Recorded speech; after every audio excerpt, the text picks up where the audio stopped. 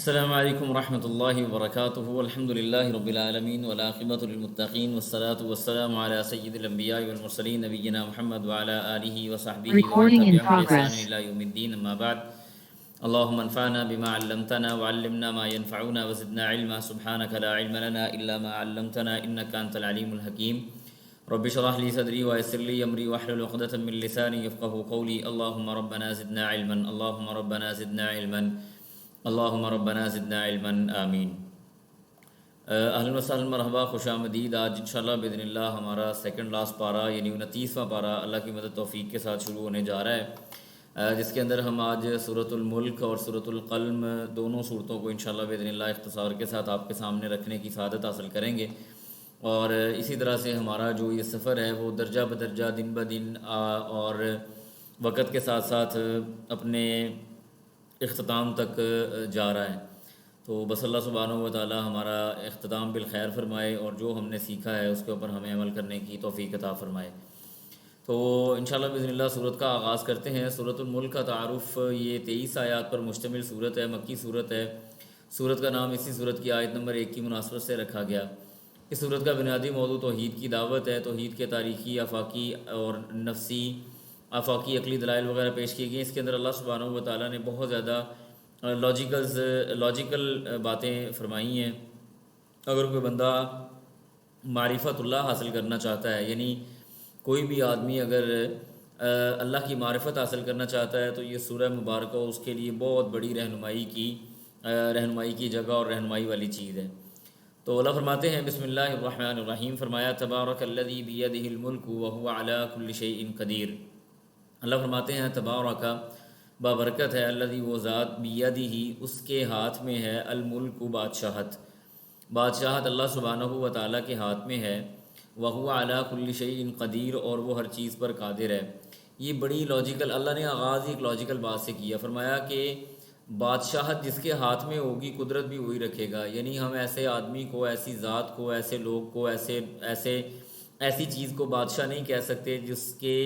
جس کی قدرت کے اندر چیزیں نہ ہوں۔ اللہ سبحانہ و تعالیٰ کی قدرت کے اندر ہر چیز موجود ہے، چاہے تو صحیح سالم بچہ پیدا کرے، چاہے تو لولا لنگڑا پیدا کر دے، چاہے تو سفید پیدا کرے، چاہے تو کالا کر دے، چاہے تو مردہ کے پیٹ سے زندہ کو نکال دے، چاہے تو زندہ کے پیٹ سے مردہ کو لے آئے۔ یہ اللہ سبحانہ و تعالیٰ کی ذات ہے۔ تبارک الذی، بابرکت ہے وہ ذات، بیدہ اسی کے ہاتھ میں ہے، الملک بادشاہت، وہو اور وہ ہے، علی کل شیء ہر ایک چیز پر، قدیر قدرت رکھنے والا۔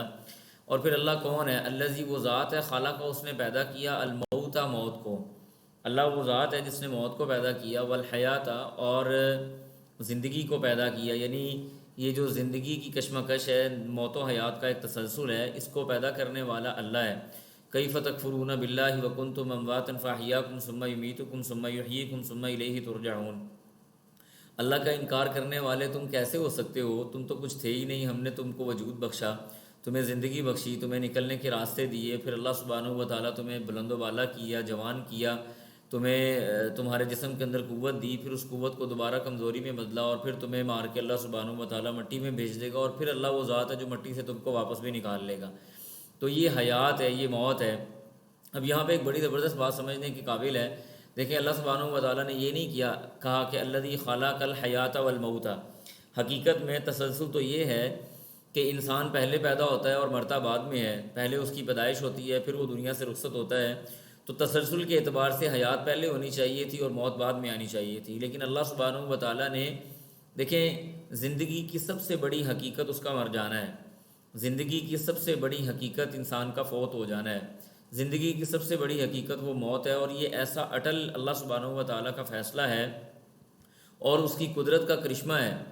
کہ کوئی بھی مذہب، کوئی بھی دین، ایون کہ جو لادین لوگ ہیں، جو اللہ کو نہیں مانتے، جو ایتھیسٹ ہیں، الہاد کرنے والے لوگ ہیں، ملحدین ہیں، وہ بھی جانتے ہیں کہ ایک نہ ایک دن ہم نے مر جانا ہے۔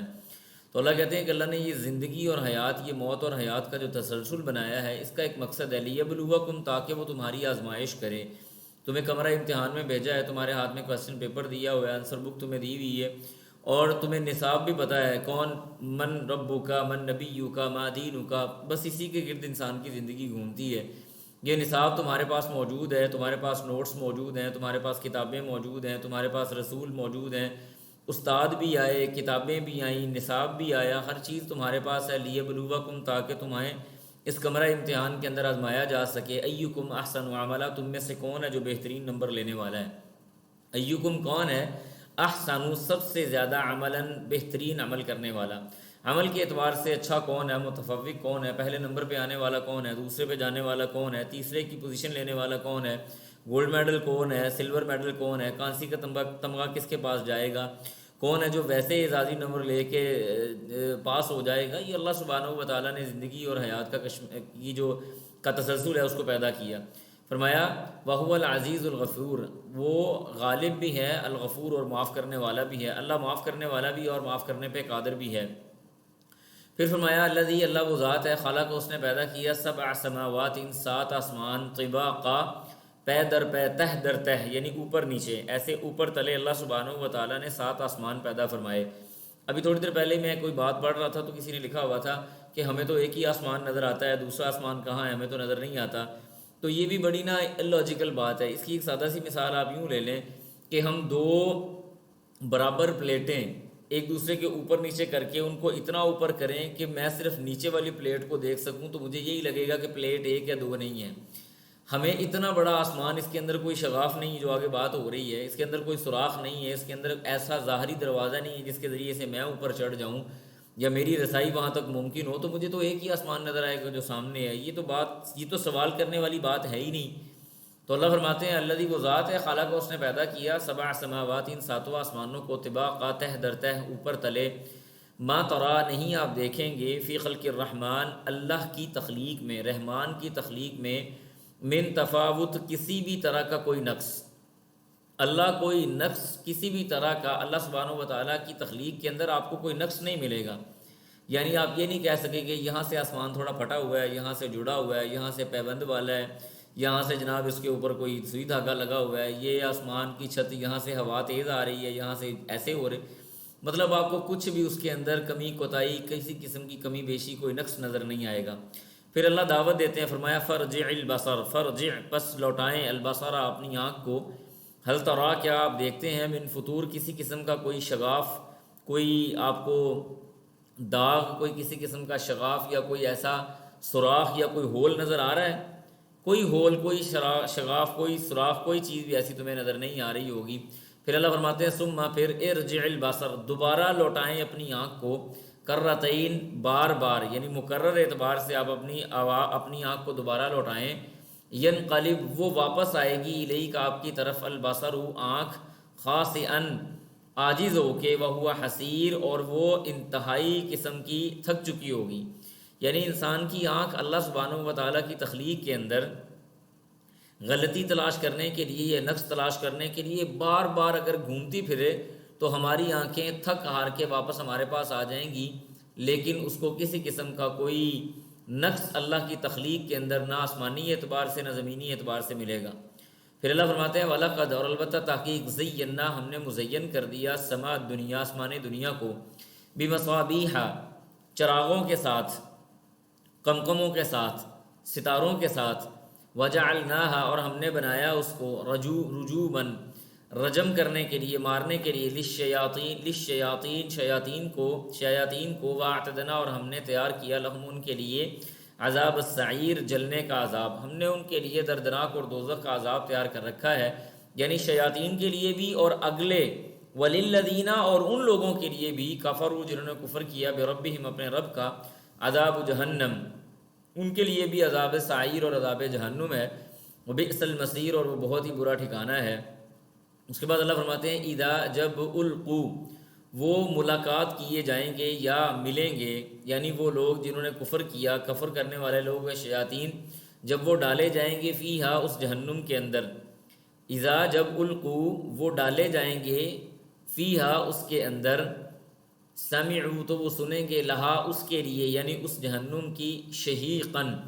ایک چنگھاڑ سنیں گے، واہیا، اور وہ تفور، اچھل رہی ہوگی، یعنی فأر الماء کہتے ہیں پانی کا اچھلنا، ابلنا۔ مثال کے طور پہ ہم نے کوئی پانی رکھا کسی دیگچی میں چڑھا کے، اب اس کے نیچے اتنی آگ آئی کہ وہ ابلنے لگ گیا، اور اس کے اندر ایک مخصوص قسم کی آواز آ گئی، تو یہ اللہ فرما رہے ہیں کہ وہ گویا کہ اچھل رہی ہوگی، ایک ابل رہی ہوگی۔ شہیق ویسے بنیادی طور پہ اگر آپ کو میں بتاؤں تو یہ گدھے کی آواز کو کہتے ہیں، گدھے کی آواز کا اتار چڑھاؤ اس کو شہیق کہا جاتا ہے، یعنی ایک آواز جو پہلے آہستہ آہستہ ہو اور اس کے بعد بڑی تیز اور اوپر ہو جائے، اور وہ بالکل غیر مناسب آواز انسان کو لگے، اچھی بھلی آواز وہ نہ لگے، تو شہیق اللہ کہتے ہیں، یعنی چیختی چنگاڑتی اور وہ ابلتی پلتی ان کے پاس ہوگی، یعنی وہ اس کی آوازیں سنیں گے۔ تکادو قریب ہے، تمیزو کہ وہ پھٹ پڑے، من الغیظ غصے سے، اللہ فرماتے ہیں قریب ہے کہ وہ جہنم اپنے غصے کی وجہ سے پھٹ پڑے، ابل پڑے۔ کلما جب بھی القیہ ڈالا جائے گا ان کو فیہا اس کے اندر، فوجن کوئی گروہ، یعنی جب بھی کسی گروہ کو اس جہنم کے اندر ڈالا جائے گا، سألہم تو سوال کریں گے ان سے، اس گروہ سے سوال کریں گے، خزنتھا اس جہنم کے خازن، یعنی جہنم کے دروغے ان سے سوال کریں گے، الم یاتکم کیا نہیں آیا تھا تمہارے پاس نذیر کوئی ڈرانے والا، یعنی بڑی یہ چنبے کی بات ہے کہ تم لوگ جہنم میں مارے جا رہے ہو، تو سوال کیا جائے، دربان سوال کرے کہ تمہارے پاس کوئی ڈرانے والا نہیں آیا تھا بھلا، ہیں جی کیا وجہ ہے کہ تم جہنم میں جا رہے ہو؟ پھر یہ جواب دیں گے، قالو کہیں گے بلا کیوں نہیں، قد تحقیق جاءنا آیا ہمارے پاس، نذیر ڈرانے والا ہمارے پاس ڈرانے والا آیا، فکذبنا بس ہم نے زیادتی یہ کر لی کہ ہم نے اس کو جھٹلا دیا، وقلنا اور ہم نے کہا ما نزل اللہ نہیں نازل کیا اللہ تعالیٰ نے، من شیء کچھ بھی، اللہ نے کچھ بھی نازل نہیں کیا، ان انتم نہیں ہو تم الا مگر فی ضلال کبیر بہت بڑی گمراہی میں،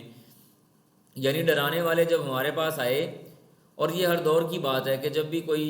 داعی، کوئی مصلح، کوئی ڈرانے والا، کوئی خیر خواہ، کوئی رہبر آتا ہے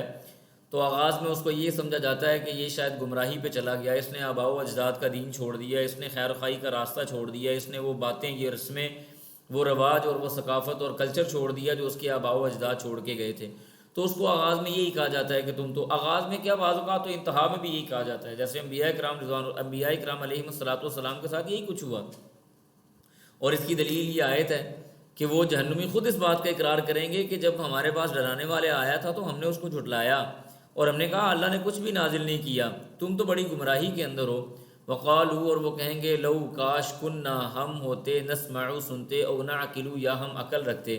یعنی کاش ہم سنتے اور ہم سوجھ بوجھ کے ساتھ، عقل کے ساتھ کوئی فیصلہ کرتے، ما کننا تو نہ ہم ہوتے، فی اصحاب السعیر دوزخ والوں میں سے، یعنی اگر ہم اس وقت ان انبیاء کرام کی بات مان لیتے، قرآن کی بات مان لیتے، دین کی بات مان لیتے، خیر کی بات مان لیتے، اور اپنی عقل کو بروئے کار لاتے ہوئے ہم صحیح اور برے کی تمیز کرتے ہوئے اچھائی کا راستہ اختیار کرتے، تو آج ہم اصحاب سعیر میں سے نہ ہوتے، ہم دوزخ والوں میں سے نہ ہوتے، جہنم والوں میں سے نہ ہوتے۔ اللہ کہتے ہیں فاعترفوا پس وہ اعتراف کریں گے، بذنبہم اپنے گناہ کا۔ اب یہاں پہ ایک سوال ہے، ایک نکتہ ہے، ذرا سمجھیے گا، سوچیے گا کہ ذنب تو یہ سنگولر ہے، حقیقت میں کیا ہے کہ کافر آدمی کی زندگی وہ گناہوں سے بھری ہوتی ہے، لفظ تو آنا چاہیے تھا فاعترفوا بذنوبہم، جیسے بعض اوقات آیا بھی ہے، تو یہاں پہ فاعترفوا بذنبہم سنگولر کیوں آیا؟ دیکھیں سارے گناہوں کی ایک جڑ ہے، وہ ہے اللہ کا انکار کرنا جو پیچھے گزر گیا،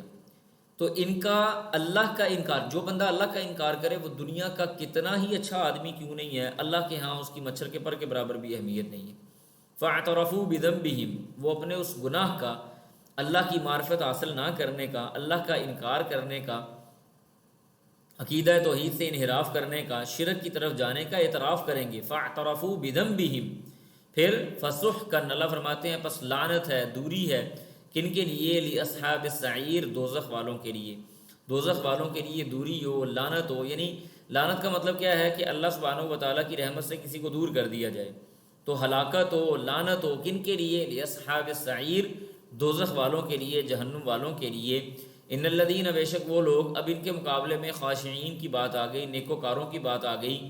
فرمایا ان الذین بے شک وہ لوگ، یخشون جو ڈرتے ہیں، ربہم اپنے رب سے، بالغیبی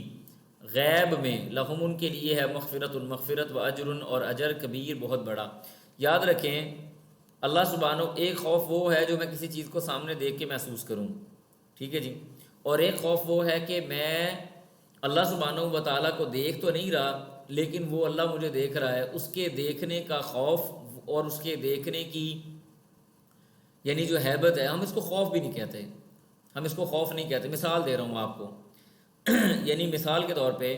میرے ذہن کے اندر یہ بات ہو کہ اللہ مجھے دیکھ رہا ہے، میں اس کو خوف نہیں کہتا، میں اس کو اللہ کی تعظیم کہتا ہوں۔ مثال کے طور پہ مجھے میرے والد محترم دیکھ رہے ہوں اور میں ان کے سامنے کوئی برائی کا کام کرتے ہوئے خوف تو شاید محسوس نہیں کروں گا، لیکن مجھے شرم ضرور آ رہی ہوگی کہ میں اپنے باپ کے سامنے یہ والا بے حیائی والا یا برائی والا کام کر رہا ہوں۔ تو ہم اس کو خوف 2 منٹ کے لیے نہیں سمجھتے، گو کہ انسان خوف اور شوق کے درمیان میں ہوتا ہے، ہم اس کو تعظیم سمجھ لیتے ہیں، ہم اس کو شرم سمجھ لیتے ہیں، ہم اس کو ہیبت سمجھ لیتے ہیں کہ مجھے شرم آنی چاہیے کہ اللہ مجھے دیکھ رہا ہے اور میں یہ کام کر رہا ہوں۔ وہ لوگ جو اللہ سے شرم محسوس کرتے ہیں، خوف محسوس کرتے ہیں، ڈر محسوس کرتے ہیں، اللہ سبحانہ و تعالیٰ کی ہیبت کو محسوس کرتے ہیں جب وہ تنہائی میں ہوتے ہیں، کوئی ان کو نہیں دیکھ رہا، ایسی حالت میں وہ اللہ کا خوف محسوس کرتے ہیں اور اس سے شرم محسوس کرتے ہیں۔ یہ کون لوگ ہیں؟ مغفرت، ان کے لیے مغفرت ہے، وَأَجْرٌ کبیر، بہت بڑا اجر ہے۔ وَلِمَنْ خَافَ مَقَامَ رَبِّهِ جَنَّتَانِ، جو بندہ میرے سامنے کھڑے ہونے سے ڈر گیا، شرم محسوس کر گیا، اس کے لیے تو 2 جنتیں ہیں۔ ٹھیک ہے جی۔ اور اللہ فرماتے ہیں جیسے جس آدمی نے اپنے آپ کو، اپنے نفس کو برائی سے بچانے کے لیے روک لیا، اپنے نفس کو برائی سے بچانے کے اوپر اس نے جبر کر لیا اور اپنے آپ کو برائی سے روک لیا، اس کے لیے تو اللہ سبحانہ و تعالیٰ نے جنت ٹھکانہ بنا کے رکھا ہوا ہے۔ اصل میں جو حقیقت میں، اور یہ میں آپ کو ایک نکتہ بھی دے دوں، ہمارے ایک دوست تھے انڈیا سے، ہم ان کے گھر گئے، دعوت شعوت ہوئی، تو انڈیا سے کوئی عالم دین ہی تھے آئے ہوئے ان کے گھر پہ۔ تو سوال یہ ہوا جی کہ بچوں کی تربیت کے حوالے سے آج موبائل کا دور ہے، میں اپنے بچے کو موبائل دے دیتا ہوں، تو میرا بچہ اس کو یوٹیلائز اچھے انداز سے کیسے کرے گا؟ کس طرح سے ہم اپنے بچے کو یہ بات بتا سکتے ہیں، سمجھا سکتے ہیں کہ وہ اس کے اندر برائی کی طرف نہ جائے؟ اگر میں موبائل بچے سے لے بھی لوں تو وہ چھپ چھپا کے رکھ لے گا، چھوٹی سی چیز ہے، چھپانا کوئی مشکل کام نہیں ہے۔ بڑی شاندار بات انہوں نے کی اور میں نے بڑے لوگوں کو یہ وظیفہ بھی بتایا۔ وظیفہ سے مراد یہ ہے کہ یہ عمل بتایا۔ کہنے لگے کہ 4 سال سے لے کے 7 سال تک ایک ایسی عمر ہے جس کے اندر بچے کے دماغ میں آپ جو بٹھائیں گے نا وہ بیٹھ جائے گا، لہٰذا 4 سال سے 7 سال کی عمر میں بچے کو یہ بار بار یاد کروائیں، بیٹا میں تجھے دیکھ رہا ہوں یا نہیں دیکھ رہا، اللہ تجھے دیکھ رہا ہے، تو جس حالت میں ہے اللہ تجھے دیکھ رہا ہے۔ اگر یہ بات بچے کے ذہن میں بیٹھ جاتی ہے تو آپ موبائل چھوڑ کے دنیا کی کسی بھی فتنے والی جگہ پہ اس کو ڈال دیں، وہ انشاءاللہ باذن اللہ بچہ فتنے سے محفوظ رہے گا اور اپنے آپ کو بچا لے گا، کیونکہ اس کے یہاں پہ لاشعور کے اندر ایک بات بیٹھ جائے گی کہ اللہ مجھے دیکھ رہا ہے۔ وہ یہاں موبائل لے کے ٹک ٹک کر رہا ہے، اگر ایسے بیٹھا ہوا ہے تو اس کے سامنے یہ خیال ہوگا کہ اللہ مجھے دیکھ رہا ہے، مجھے کوئی بھی نہیں دیکھ رہا تو اللہ مجھے دیکھ رہا ہے۔ یہ واحد وہ ذریعہ ہے جس کے ذریعے ہم اپنی اولادوں کو اس سے محفوظ رکھ سکتے ہیں، اور انسان جو یہ بات محسوس کر لے کہ اللہ اس کو دیکھ رہا ہے تو اس کی زندگی سمر گئی، اس کو اور کیا چاہیے۔ پھر آگے اللہ فرماتے ہیں وَأَسِرُّوا قَوْلَكُمْ، وَأَسِرُّوا، اور تم پوشیدہ کرو، قولکم، اپنی باتوں کو، یعنی تم پوشیدہ باتیں کرو، اوی جہارو، یا تم بلند کرو، بھی اس کے ساتھ، یعنی تم پوشیدہ باتیں کرو یا تم جہری آواز میں باتیں کرو۔ اللہ سبحانہ و تعالیٰ پوشیدہ اور ظاہری تو پھر بھی چلو نکل گئی، مطلب میں نے کسی کے کان میں بات کی ہے تو میری زبان سے تو ادا ہو گئی نا، ٹھیک ہے جی، اور اگر میں نے اونچی آواز میں لاؤڈلی بات کی ہے تو وہ بھی بات چلی گئی۔ اللہ سبحانہ و تعالیٰ یہ باتیں تو بعد کی بات ہیں، انہ علیم بذات الصدور، وہ تو سینوں کے بھید جانتا ہے، دلوں کے اندر موجود راز جن کے اوپر پتہ نہیں منو ہم نے بوجھ ڈال کے اس کو چھپایا ہوا ہے کہ لوگوں کو پتہ نہ چل جائے، کسی کو سمجھ نہ آ جائے، کسی کو خیال نہ آ جائے، جس کو ہم نے چھپایا ہے۔ اللہ کہتے ہیں وہ تو ان رازوں کو بھی جانتا ہے۔ ان رازوں کو بھی چھوڑ دیں، بلکہ اللہ سبحانہ و تعالیٰ تو وہ ذات ہے جو ان باتوں کو بھی جانتا ہے جو ابھی راز بن کے تمہارے سینے میں محفوظ ہونی ہے، ابھی تمہیں ان کا خیال نہیں آیا، اللہ ان چیزوں کو بھی جانتا ہے۔ پھر اس کے بعد بڑی زبردست اللہ تعالیٰ نے بات کی، بڑی لاجیکل بات ہے، یقین کریں عقل مند بندے کے لیے یہ بات سمجھ کے اللہ پہ ایمان لانا مشکل ہی نہیں۔ اللہ کہتے ہیں الا یعلم، کیا وہ نہیں جانتا، من خلق، جس نے پیدا کیا۔ میری بات سنیں، یہ میں نے موبائل بنایا، یا ایک کمپنی موبائل بناتی ہے، کمپنی نے یہ موبائل بنایا ہے، کمپنی نے یہ موبائل بنایا اور کمپنی کیا یہ نہیں جانے گی کہ اس کے اندر ہم نے کیا فیچر رکھے ہوئے ہیں، ہم نے اس کے اندر کیا کیا معاملات رکھے ہوئے ہیں، کیا اس کے اندر ہم نے ہڈن چیزیں محفوظ کی ہوئی ہیں جو اس کے یوزر کو بھی نہیں پتہ؟ کیا کمپنی کو نہیں پتہ ہوگا؟ کمپنی کو ایچ اینڈ ایوری تھنگ پتہ ہوگی۔ آپ یہ گمان کرتے ہیں کہ آپ کو اللہ نے بنایا اور اللہ کو نہیں پتہ ہوگا کہ آپ کے خیال کیا کیا ہیں، آپ کے پاس کون کون سے معاملات ہیں، آپ کے اندر ہڈن کون کون سی ایسی کوالٹیز ہیں جس کو ایک سے دوسرا آدمی نہیں جانتا۔ الا یعلم، کیا وہ نہیں جانے گا، من خلق، جس نے پیدا کیا؟ یہ کیسی بات کر رہے ہو بھائی، عجیب بات کر رہے ہو کہ جس نے پیدا کیا اسی کو ہی نہیں پتہ، ہیں جی، اس کو خبریں دے رہے ہو جا کے تم۔ وَهُوَ اللطیف، اور اللہ تو بریک بین ہے۔ بریک بین کیا کہ اگر ہم یہ دروازہ تھوڑا سا کھولیں تو سورج کی روشنی سے آنے والے جو ذرات ہیں، ان ذرات کی مقدار، ان کی تعداد، ان کا وزن تک اللہ سبحانہ و تعالیٰ کو معلوم ہے، وہ اتنا بریک بین ہے۔ خبیر، ان خبر رکھنے والا ہے، وہ تو ہر چیز کو جاننے والا ہے، جس نے پیدا کیا، جس نے وَلَقَدْ خَلَقْنَا الْإِنسَانَ وَنَعْلَمُ مَا تُوَسْوِسُ بِهِ نَفْسُهُ وَنَحْنُ أَقْرَبُ إِلَيْهِ مِنْ حَبْلِ الْوَرِيدِ۔ کاکا کیا ہو گیا تجھے بھائی؟ وَلَقَدْ نَعْلَمُ، اللہ فرماتے ہیں کہ ہم نے تم کو پیدا کیا، ہم نے تمہیں پیدا کیا، وَنَعْلَمُ مَا تُوَسْوِسُ بِهِ نَفْسُهُ، اور ہم جانتے ہیں ادھر اندر باتیں کیا آ رہی ہیں، تمہارے اندر کون کون سی باتیں پھونکی جا رہی ہیں، ہم جانتے ہیں اچھی طرح سے۔ وَهُوَ اللطیف الخبیر، وہ تو باریک بین ہے، خبر رکھنے والا ہے۔ اور پھر اللہ کون ہے؟ هُوَ الَّذِي جَعَلَ، اس نے بنایا، لَكُمْ تمہارے لیے، الْأَرْضَ زمین کو، ذَلُولًا فرما بردار۔ میں اس کا ترجمہ کرتا ہوں، ایسی فرما بردار، ایسی تابع فرما کہ جدھر چاہو اس کو موڑ لو، جہاں پہ چاہو تم وہ کدال مارو اور نیچے سے پانی نکال لو، جہاں چاہو تم اپنے ہل چلاؤ اور بیج بو دو، یہ تمہارے تابع ہوئی کھڑی ہے۔ جہاں چاہو جناب بجری پھینکو اور سیمنٹ پھینکو اور نہ جانے کیا کچھ پھینکو، بلڈنگ کھڑی کر لو، جہاں دل کرے سڑکیں بچھا لو، جہاں دل کرے جو چاہے تم کر لو، اللہ نے اس کو تمہاری خدمت کے لیے لگا دیا۔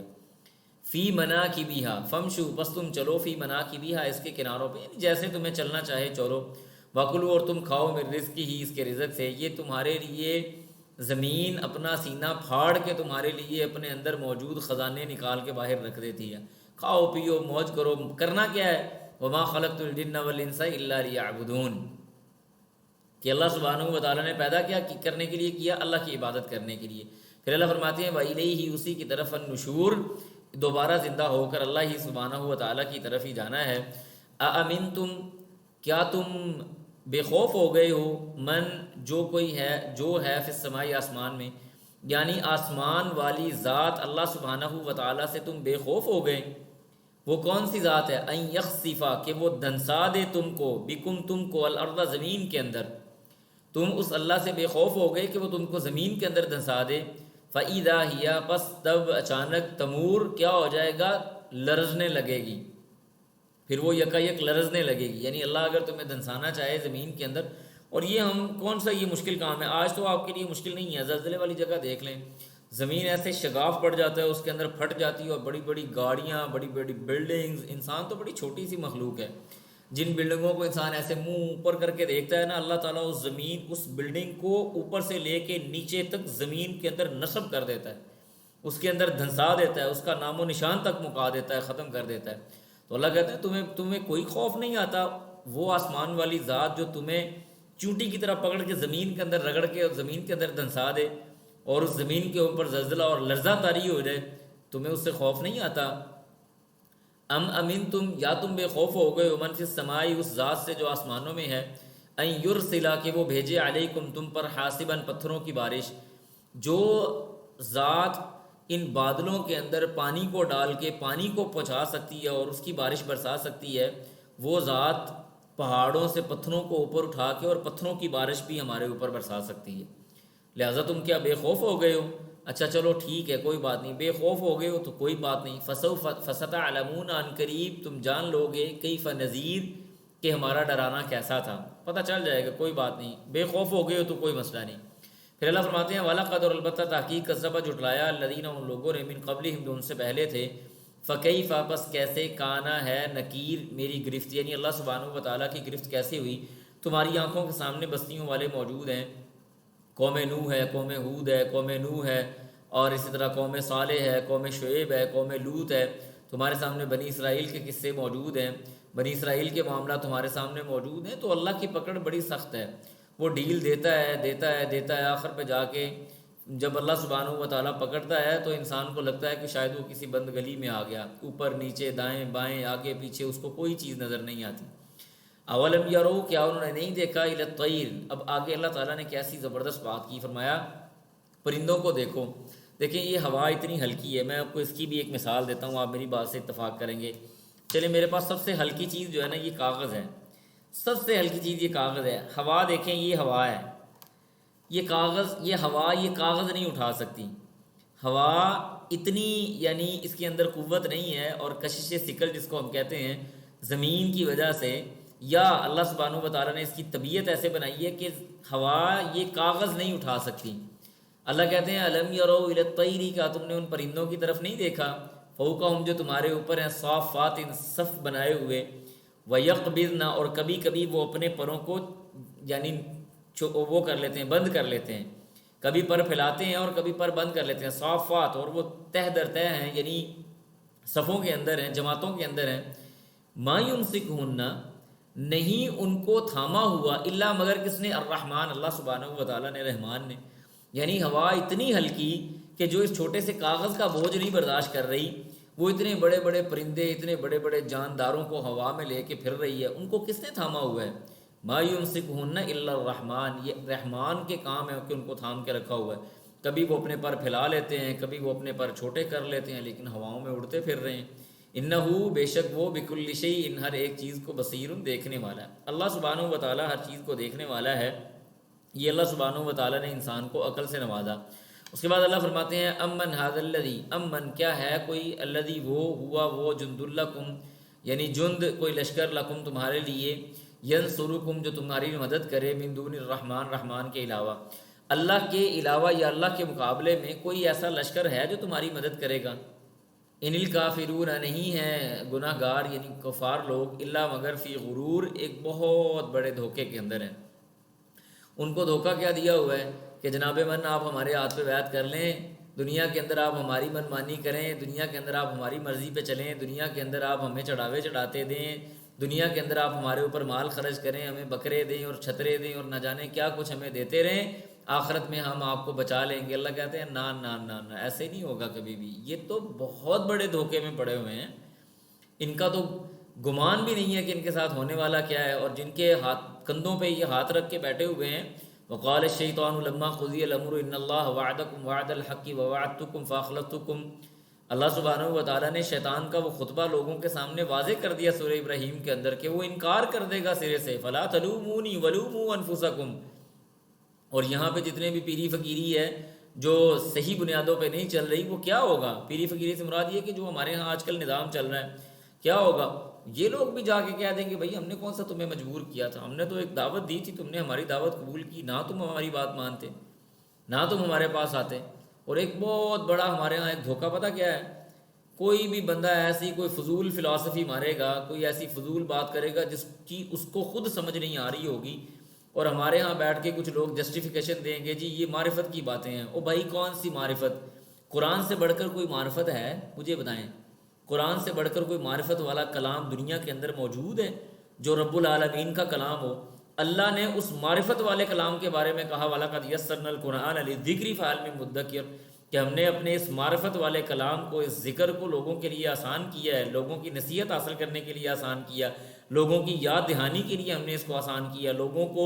اس کو میمورائز کرنے کے لیے ہم نے آسان کیا۔ اللہ کی سب سے زیادہ معرفت والی کلام کے بارے میں اللہ فرماتے ہیں کہ وہ آسان ہے۔ یہاں پہ لوگوں کی پتہ نہیں پٹھی سیدھی باتیں، عجیب و غریب باتیں، اور ہم کہہ کہ یہ جان چھڑوا لیتے ہیں جی معرفت دیاں گلاں نہ سانوں سمجھ آنی ہے نہ تانوں سمجھ آنی ہے۔ یہ کون سی بات ہوئی؟ یہ کون سا دین ہوا؟ یہ کون سا خیر کا کام ہوا؟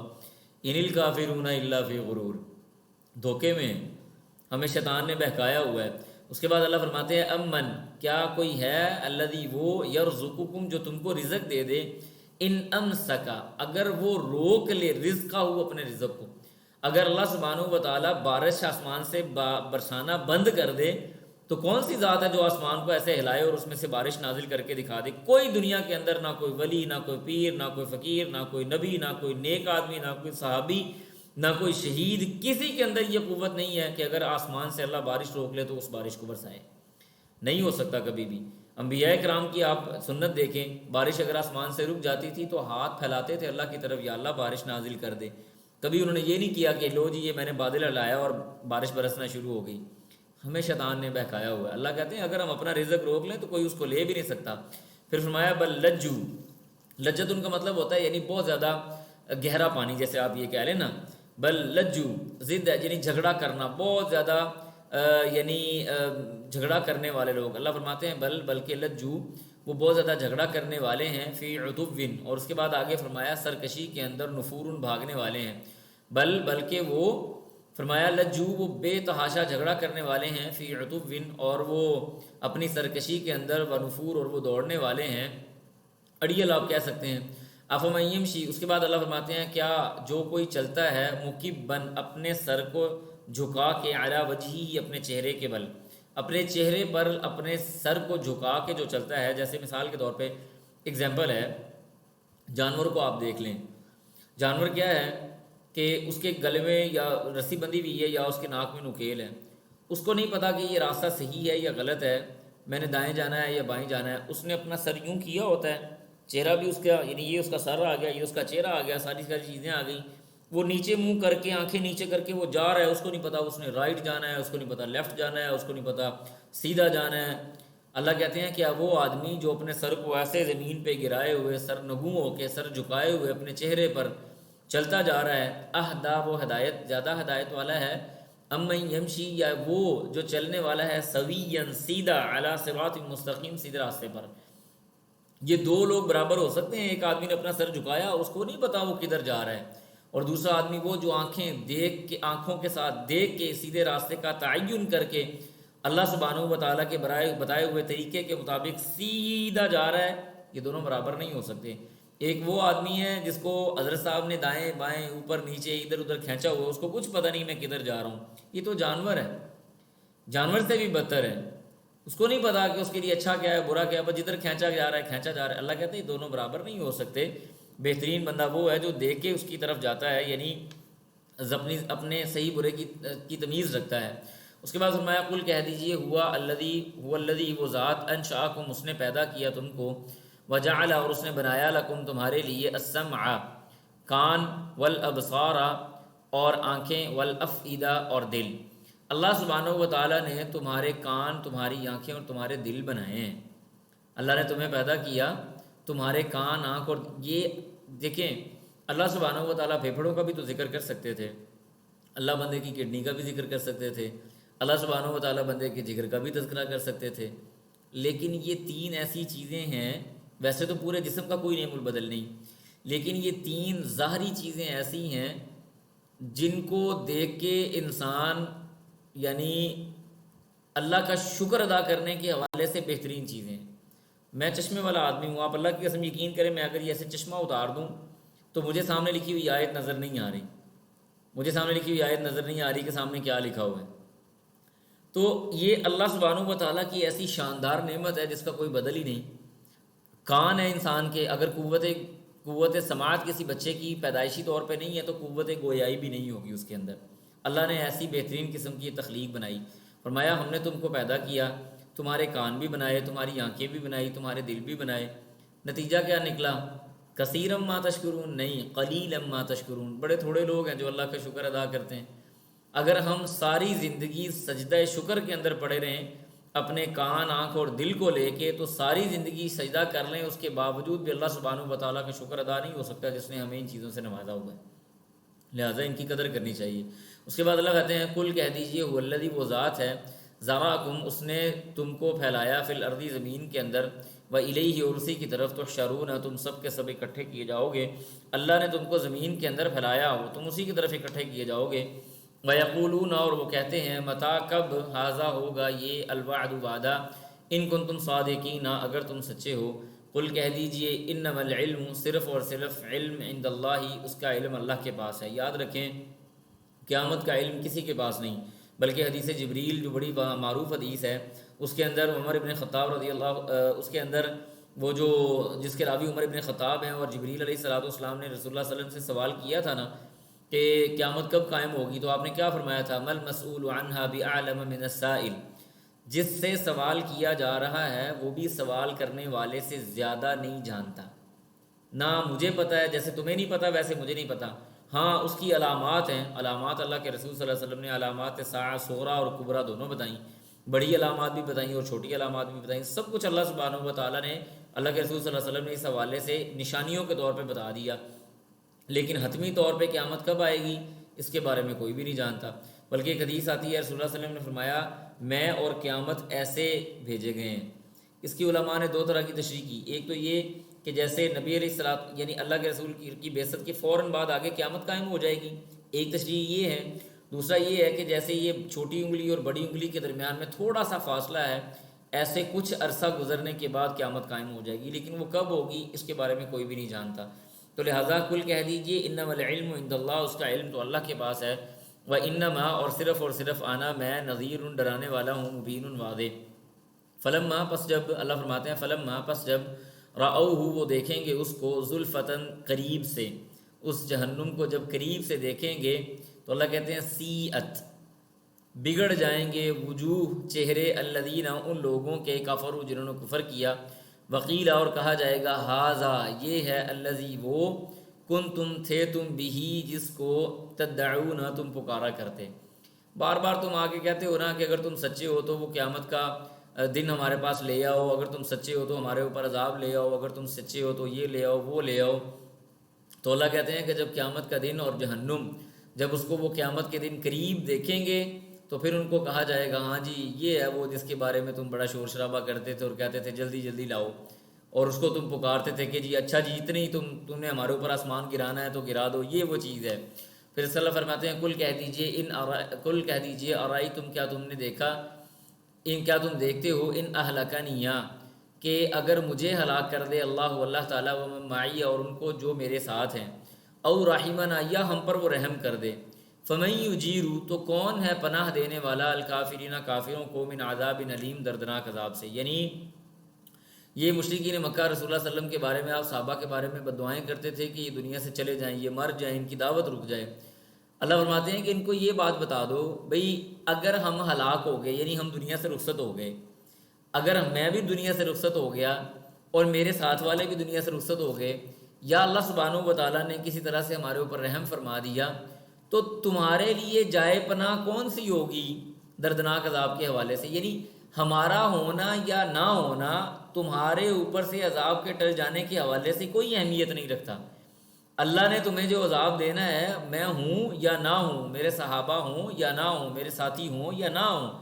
اگر عذاب تمہارے پاس آنا ہے تو وہ آ کے رہے گا۔ فَمَن يُجِيرُ الْكَافِرِينَ مِنْ عَذَابٍ أَلِيمٍ، اللہ کی پناہ سے بچانے والا، اس کے دردناک عذاب سے بچانے والا کوئی نہیں۔ قل کہہ دیجئے هو الرحمن، وہ تو بڑا مہربان ہے، آمنا بھی ہم اس پر ایمان لے آئے ہیں، وعلیہ اور اسی پر توکلنا ہم نے توکل کیا، فستعلمون ان قریب تم جان لوگے، من جو ہے فی ضلال مبین واضح ترین گمراہی کے اندر۔ قل کہہ دیجئے ارائیتم کیا تم دیکھتے ہو ان اصبح اگر ہو جائے ماؤکم تمہارا پانی غورن گہرا یا خشک، یعنی اگر تمہارا پانی اللہ سبحانہ و تعالیٰ گہرا کر دے یعنی گہرائی کے اندر لے جائے، یا اللہ سبحانہ و تعالیٰ اس کو خشک کر دے، دونوں صورتوں میں۔ جیسے مثال کے طور پہ آج کل ہمارے ہاں جس علاقے میں ہم لوگ رہ رہے ہیں، گو کہ یہ میدانی علاقہ ہے، پانی کی رسائی ہمیں ممکن ہے، لیکن اگر ہم 100 فٹ پانی کے نیچے جاتے ہیں تو پانی صاف ستھرا نہیں ہے، 200 فٹ پہ جاتے ہیں تو تھوڑا سا صاف ہے، 400 فٹ پہ جاتے ہیں تو بہت اچھا صاف ستھرا پانی ہے۔ اب میری یہ طاقت نہیں ہے کہ میں 100 فٹ پہ موجود پانی کو کسی طرح سے صاف کر لوں، الا کہ اس کو نکالا جائے اور فلٹریشن کے ذریعے یا مصنوعی فلٹرز کے ذریعے اس کو صاف کیا جائے۔ وہ اللہ وہ ذات ہے جو 400 فٹ پہ صاف پانی دے رہا ہے اور 100 فٹ کے اوپر اس نے کھارا اور گندا پانی رکھا ہوا ہے۔ کر لو صاف بھائی، اتنی ہمت ہے تو لے آؤ اپنی مشینری اور 100 فٹ والا پانی صاف کر کے دکھا دو اللہ کو۔ تو اللہ سبحانہ و تعالیٰ فرماتے ہیں کہ اگر وہ تمہارا پانی اللہ گہرا کر دے یا اللہ تمہارے پانی کو ہی خشک کر دے، فَمَن يَأْتِيكُمْ تو کون ہے جو اس کو لائے گا، بِمَاءٍ اس پانی کو، معین، معین کا مطلب ہوتا ہے یعنی بہنے والا پانی۔ اللہ تمہیں جیسے عین نکلا ہوا نا چشمے والا چشمہ، اور اسی طرح سے معین ہے، بہتے ہوئے پانی کو کون لے کے آئے گا؟ اگر اللہ تمہارا پانی خشک کر دے، تمہارے پانی کو گہرا کر دے، تو اس پانی کو، بہنے والے پانی کو کون لے کے آنے والی ذات ہے؟ اللہ سبحانہ و تعالیٰ ہے، اگر کوئی انسان سمجھ سکے۔ اس کے بعد آگے سورہ قلم ہے،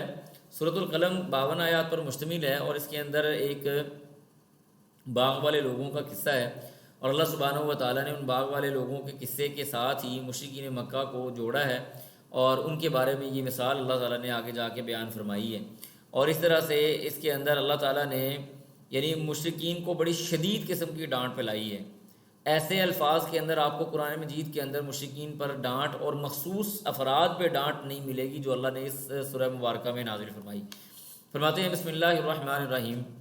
نون حروف مقطعات، والقلم اور قلم کی قسم ہے، وما اور اس چیز کی یسترون جو وہ لکھتی ہے۔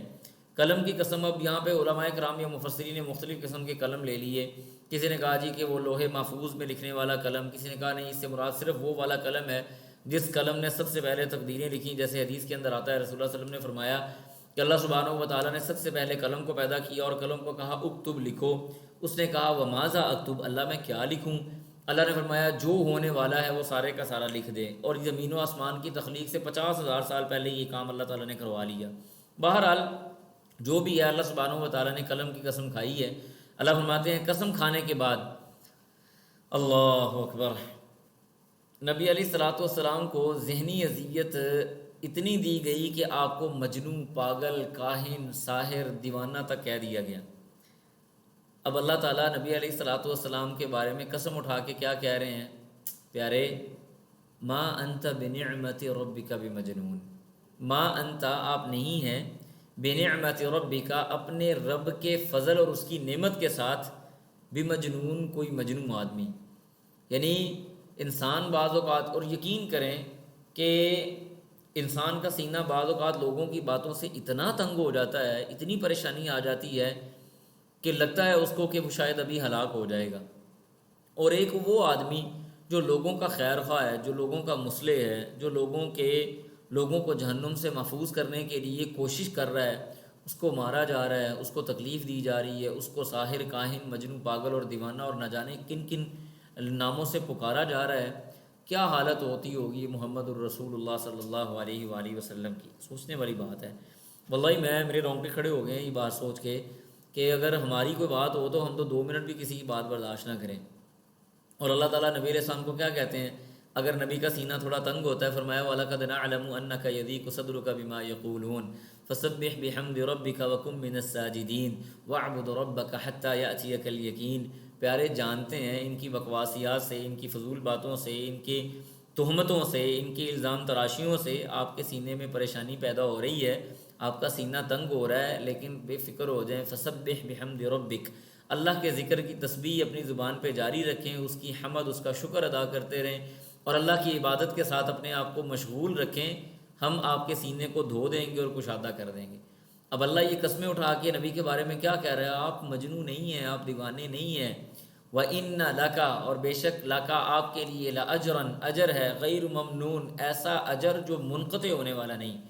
غیر ممنون، غیر منقطع اجر اللہ سبحانہ و تعالیٰ نے آپ کی ذات کے لیے محمد الرسول اللہ صلی اللہ علیہ وسلم لکھ دیا ہے۔ لِيَغْفِرَ لَكَ اللَّهُ مَا تَقَدَّمَ مِن ذَنبِكَ وَمَا تَأَخَّرَ وَيُتِمَّ نِعْمَتَهُ عَلَيْكَ وَيَهْدِيَكَ صِرَاطًا مُسْتَقِيمًا۔ اللہ نے اپنی نعمت بھی آپ پہ پوری کی، آپ کی اگلی پچھلی باتیں بھی ساری معاف کر دیں، اللہ نے آپ کو سیدھے راستے کی ہدایت بھی دے دی، آپ کو ساقی کوثر، شافع محشر، راہبر امت، پیر کامل بنا کے مبعوث فرمایا۔ اللہ نے آپ کو ایسا اجر اور مقام محمود دیا جو منقطع ہونے والا نہیں۔ کسی مجنون کے لیے اتنے بڑے اجر کا اعلان نہیں کیا جاتا۔ پھر وَإِنَّكَ، قسم کا تعلق ابھی بھی جاری ہے، وَإِنَّكَ، اور بے شک آپ، لَعَلَىٰ خُلُقٍ عَظِيمٍ، اخلاق کے اعلیٰ ترین مرتبے پہ فائز ہیں۔ نبی السلام سے کسی صحابی نے، اور حضرت عائشہ رضی اللہ تعالیٰ عنہ سے کسی صحابی نے پوچھا نا اللہ کے رسول صلی اللہ علیہ وسلم کا اخلاق کیا تھا، تو فرمانے لگی کان خلقہ القرآن۔ ہائے، اللہ کے رسول صلی اللہ علیہ وسلم کا سارا اخلاق ہی تو اللہ نے قرآن میں بیان کیا ہے کہ پتھر کھائے، ماریں کھائیں، تکلیفیں برداشت کیں، اس کے باوجود لوگوں کو نیکی کی دعوت دی۔ وَإِنَّكَ لَعَلَىٰ خُلُقٍ عَظِيمٍ، وہ مشرکین مکہ جو نبی علیہ الصلوۃ والسلام کو تنگ کر کے مکے سے نکلنے پہ مجبور کر دیا، کہ آپ علیہ الصلوۃ والسلام کے بارے میں آتا ہے، صحابی بیان کرتے ہیں اللہ کے رسول صلی اللہ علیہ وسلم فرماتے ہیں کہ جب مکے سے میں نکل رہا تھا تو بار بار بیت اللہ کو مڑ کے دیکھ رہا تھا اور کہہ رہا تھا کہ اگر میرے یہاں رہنے والے مجھے یہاں سے نہ نکالتے تو میں کبھی بیت اللہ کا فراق برداشت نہ کرتا، فراق۔ اس کی جدائی برداشت نہ کرتا، میں اس کو چھوڑ کے کبھی نہ جاتا۔ وَإِنَّكَ لَعَلَىٰ خُلُقٍ عَظِيمٍ، جنہوں نے آپ کے قریبی ترین لوگوں کو شہید کیا، جنہوں نے آپ کے اوپر پتہ نہیں کون کون سے معاملات کیے، کیسی کیسی تکلیف ذہنی، جسمانی، مالی، ہر طرح کی پہنچائی، اس کے باوجود نبی علیہ السلام کیا کہہ رہے ہیں؟ اذهبوا وانتم الطلقاء، جاؤ آزاد ہو جاؤ، سارے کے سارے تم پہ آج کوئی ملامت نہیں ہے، تم سارے کے سارے معاف کر دیے گئے ہو۔ یہ وَإِنَّكَ لَعَلَىٰ خُلُقٍ عَظِيمٍ ہے۔ وہ طائف کی وادیوں میں آپ علیہ الصلوۃ والسلام کو پتھر مارے جا رہے ہیں، خون بہا جا رہا ہے، اس کے باوجود دعا کیا کر رہے ہیں؟ اللہ ان کی پشت سے ایسی اولادیں پیدا کر جو تیرے اوپر ایمان لے کے آئیں۔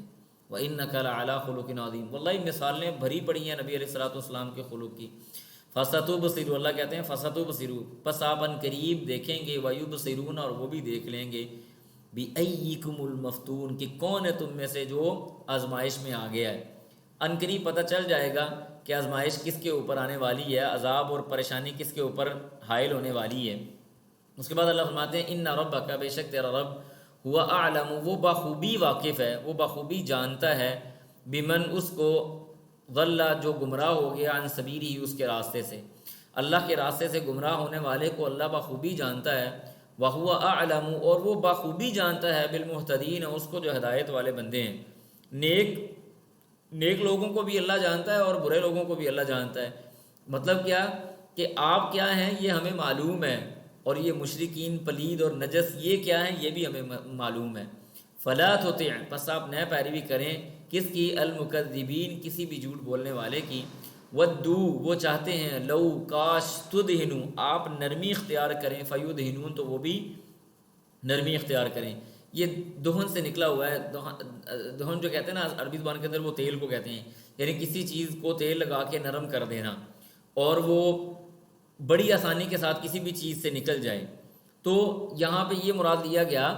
کہ بعض جو مشرکین مکہ تھے وہ چاہتے تھے، اب نبی علیہ السلام کوئی مشرکین مکہ کے خداؤں کو گالیاں تو نہیں دیتے تھے، آپ تو یہی کہتے تھے کہ ان کی عبادت مت کرو، یہ نفع نقصان نہیں دے سکتے، لیکن وہ اس کو گالی کے زمرے میں شمار کرتے تھے، اور ان کی کوشش یہ تھی کہ کاش اللہ کے رسول صلی اللہ علیہ وسلم ہمارے بتوں کی تکذیب کرنا چھوڑ دیں تو ہم بھی تھوڑی سی نرمی کی طرف چلے جائیں گے، ہم بھی تھوڑی نرمی والا پہلو اختیار کریں گے۔ اللہ کہتے ہیں نا نا نا نا، ودو، وہ چاہتے ہیں، لو تدہن، کہ آپ تھوڑی نرمی کریں، فیدہنون، وہ بھی نرمی کرنے والے ہو جائیں۔ ولا تطع، آپ نے پیروی نہیں کرنی، کل، ہر ایک کی، حلاف، جو بہت زیادہ قسمیں اٹھانے والا ہے، مہین اور نہایت قسم کا وہ کمینہ انسان ہے۔ یہ ولید بن مغیرہ کے بارے میں آیات کچھ نازل ہوئی ہیں جو اگلی آیات آ رہی ہیں، اور اللہ نے بڑی یعنی سخت کلمات کے ساتھ اس کی سرزنش کی۔ یہ ایسا خبیث اور نجس قسم کا آدمی تھا، ناپاک اور پلید آدمی تھا۔ اس نے نبی علیہ الصلوۃ والسلام پہ نہ جانے کون کون سے الزامات تو لگائے، آپ علیہ الصلوۃ والسلام کے نسب نامے کے اوپر بھی اس نے زبان تراشی کی۔ اللہ سبحانہ و تعالیٰ نے آیات نازل فرمائی، ولا تطع کل حلاف مہین، پھر آگے فرمایا ہمازن، عیب جوئی کرنے والا، مشاء، چلنے والا، بنمیم، چغلی کے ساتھ، جو عیب جوئی کرنے والا اور چغلیاں کرنے والا ہے۔ چغلی کا مطلب ہوتا ہے کسی آدمی کی برائی کسی آدمی کے سامنے کی جائے کہ ان دونوں کے درمیان میں آپس میں نزاع پیدا، یا ان کے درمیان میں کسی طرح کی کوئی آپس میں جھگڑا پیدا ہو جائے۔ پھر اللہ فرماتے ہیں مناع، وہ منع کرنے والا ہے، للخیر، خیر سے، معتدن، حد سے تجاوز کرنے والا ہے، اثیم، بہت گناہ گار ہے۔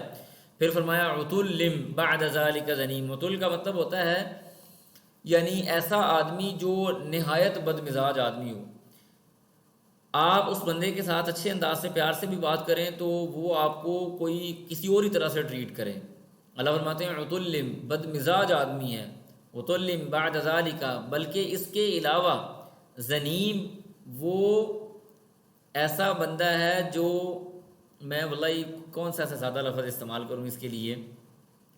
یعنی وہ آدمی جو ولد الزنا ہے، جس کی اصل کا ہی پتہ نہیں ہے۔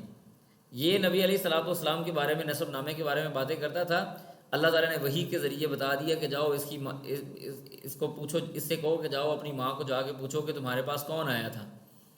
اور کیا وہی جس کی طرف تم منسوب ہو وہ تمہارا حقیقی باپ ہے، یہ تمہارا حقیقی باپ کوئی اور ہے۔ اس نے جا کے جب اپنی ماں سے پوچھا تو اس کی ماں نے بتایا یہ جس کی طرف تم منسوب ہو یہ تمہارا حقیقی باپ نہیں، بلکہ تمہارا حقیقی باپ فلاں آدمی ہے، تم تو خود ایک زنا کی پیداوار، اور تم اللہ کے رسول صلی اللہ علیہ وسلم کے نسب نامے پہ بات کرتے ہو۔ کہاں سے آئے ہو بھائی؟ تم کیا سمجھتے ہو اللہ کو تمہارے رازوں کا پتہ نہیں؟ عُتُلٍّ بَعْدَ ذَلِكَ، بے اصل آدمی، بد اصل آدمی، ان کانا یہ کہ ہے، ذا مالٍ وہ مال والا، و بنین اور بیٹوں والا۔ اس بات پہ وہ کرتا ہے کہ اللہ نے اس کو مال دیا اور بیٹے دیے۔ ولید بن مغیرہ کے کافی سارے بیٹے تھے، بعض شاید واللہ عالم مجھے بالضبط یاد نہیں، 11 یا 12 بیٹے تھے اس کے۔ اس کے بعد فرمایا اذا جب تتلا پڑھی جاتی ہیں علیہ اس پر آیاتنا ہماری آیتیں، قال تو کہتا ہے اساطیر الاولین پہلے لوگوں کی قصے کہانیاں ہیں، سنسمہ فرمایا اللہ تعالیٰ نے سنسمہ ان قریب ہم اس کو آہستہ آہستہ کھینچے نا، سنسمہ ہم داغ دیں گے اس کی علی الخرطوم ناک پر، ہم اس کی ناک کو داغیں گے۔ یعنی کوئی آدمی جو تکبر کرنے والا ہو، مثال کے طور پہ کوئی بندہ ہمیں تکبر کرنے والا مل جائے تو ہم اس کو جو بڑی سے بڑی سزا دیں گے نا، شاید مارے پیٹیں گے نا، ہم اسے کہیں گے ہمارے سامنے ناک کی لکیریں نکالو، اپنا ناک زمین پہ رگڑو۔ کسی بھی تکبر کرنے والے آدمی کے لیے اس کا ناک بڑا اونچا ہے، جیسے ہمارے یہاں بھی کہتے ہیں جی ہماری ناک نہیں رہتی، رسم و رواج میں ہمارا معاملہ نہیں رہتا، یعنی ایک انا کہہ لیں، ایک انانیت کہہ لیں۔ اللہ نے ایک مثال بیان کی ہے کہ ہم قیامت کے دن اس کی جو ناک ہے اس کو داغدار کریں گے، یعنی اس کو اتنا ذلیل و رسوا کریں گے کہ ساری دنیا اس کو دیکھے گی۔ پھر انا بلوناہم، اب آگے اللہ فرماتے ہیں انا بلوناہم بے شک ہم نے ان کو آزمایا، کما جیسے بلونا ہم نے آزمایا اصحاب الجنہ باغ والے لوگوں کو۔ اس کا میں قصہ اختصار کے ساتھ بتاتا ہوں، تقریباً آیت نمبر 33 تک ان کا قصہ چلتا ہے۔ یہ وہ لوگ تھے کہ ان کا باپ بڑا صدقہ و خیرات کرتا تھا، اس کا باغ بڑا پھل لے کے آتا تھا، بڑا اچھا پھل دیتا تھا، اور اس کا باپ 3 حصے کرتا تھا، ایک اپنے لیے رکھتا تھا، ایک قریبی رشتہ داروں کو دے دیتا تھا، اور ایک باہر کے مساکین وغیرہ کو دیتا تھا۔ اب ماشاءاللہ اولاد جوان ہو گئی، مادہ پرست ہو گئی، کہنے لگے ابا جی تو بیوقوف تھے، سارا باغ لوگوں میں تقسیم کر دیتے، ہم نے کسی مسکین کو، کسی قریبی رشتہ دار کو، کسی آدمی کو مال میں سے کوئی حصہ نہیں دینا۔ لہٰذا انہوں نے پلاننگ کی کہ ہم صبح ارلی مارننگ یعنی سورج نکلنے سے پہلے پہلے جا کے باغ کا پھل کاٹ لیں گے کہ کوئی سائل ہمارے پاس نہ آئے۔ اللہ تعالیٰ نے آندھی بھیجی، طوفان بھیجا، اور جس کے اندر آگ تھی، اور ان کے پورے میدان کو، پورے باغ کو جلا کے ایسے صاف کر دیا جیسے چٹیل میدان ہو۔ یہاں تک کہ جب وہ لوگ اس میدان میں گئے، یعنی اپنی ہی فصل کے اندر، اپنے باغ کے اندر، اپنے کھیت کے اندر گئے تو حیران ہو گئے، کہنے لگے شاید ہم کسی اور کھیت میں آ گئے، یہ تو ہمارا کھیت نہیں ہے۔ پھر ان کو ریئلائز ہوا کہ انہوں نے اللہ کی نافرمانی کی، اور پھر آپس میں گفتگو کرنے لگے اور اللہ کی طرف رجوع کرنے والے ہو گئے۔ تو اللہ سبحانہ و تعالیٰ اس قصے کو یہاں پہ بیان کرتے ہیں، بس اختصار کے ساتھ میں نے آپ کو بتایا، اب ہم آیت کا ترجمہ پڑھ لیتے ہیں، آسانی سے آپ کو سمجھ آ جائے گا۔ اللہ کہتے ہیں کہ انا بلوناہم بے شک ہم نے ان کو آزمایا، کما بلونا جیسے ہم نے آزمایا اصحاب الجنہ باغ والوں کو، اذ جب اقسموا انہوں نے قسم اٹھا لی، لیسریمنہا کہ ضرور بضرور وہ اس کو کاٹ لیں گے، مصبحین صبح کے وقت، کہ وہ اپنے باغ کو صبح صبح کاٹ لیں گے، ولا یستثنون اور وہ کسی قسم کا کوئی استثناء نہیں کریں گے، وہ کوئی استثناء نہیں کر رہے تھے، یعنی انہوں نے کوئی تقسیم نہیں کی، کوئی ایسا کام نہیں کیا، یہ نہیں کہا کہ وہ اس مال کے اندر کچھ حصہ ہو جائے گا اور ایسے ہوگا ویسے ہوگا، نہیں۔ پھر اللہ کہتے ہیں فطاف واپس بھیجا علیہ اس پر طائفن بھیجنے والی چیز کو، من ربک تیرے رب کی طرف سے، فہم نائمون اور وہ سو رہے تھے، یعنی اللہ نے آندھی بھیجی جس کے اندر آگ تھی، اور اس آندھی نے، اس آگ نے پورے کے پورے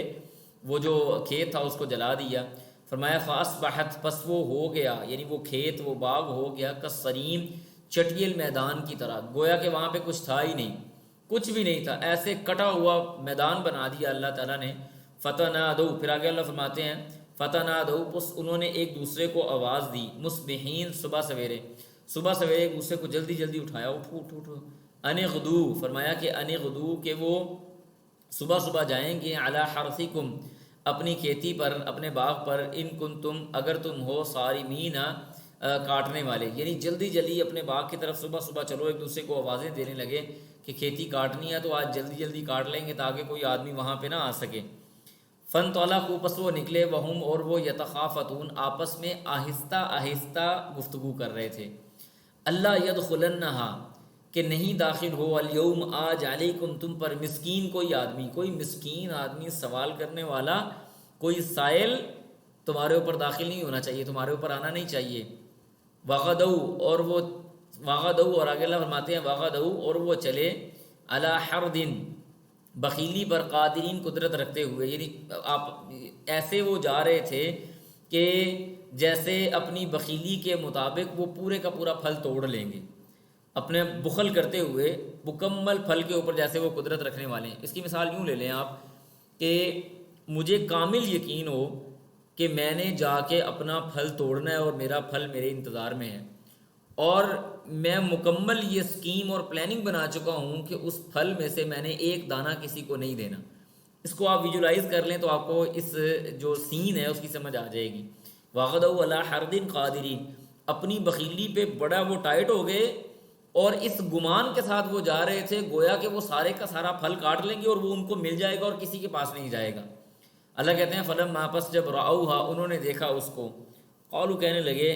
انا، بے شک ہم لضالون، غلط جگہ آ گئے ہیں، ہم گمراہ ہو گئے ہیں،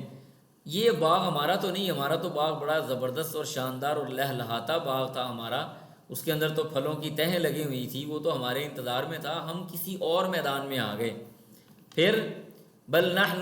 اب ان کو ریئلائز ہوا کہ نہیں، جگہ تو اپنی ہے، بلکہ نحن، ہم محرومون، محروم کر دیے گئے ہیں۔ قال اوسطہم، ان میں سے درمیانے بھائی نے کہا، الم اقل لکم، کیا میں نے تم کو نہیں کہا تھا، لولا تسبحون، کہ تم اپنے رب کی تسبیح کیوں نہیں بیان کرتے، تم اللہ کی تسبیح کیوں بیان نہیں کرتے۔ قالوا، تو انہوں نے کہا، سبحانہ، پاک ہے، ربنا، ہمارا رب، انا کننا ظالمین، بے شک ہم ہی ظلم کرنے والے تھے۔ فاقبلا، تو وہ آمنے سامنے ہو گئے، بعضهم علی بعض، ایک دوسرے کے آمنے سامنے ہو گئے، یتلاومون، اور ایک دوسرے کو ملامت کرنے لگ گئے۔ ایسے ہی ہوتا ہے جب انسان کو خسارہ ہوتا ہے تو کوشش ہمارے ہاں مزاج یہی ہے،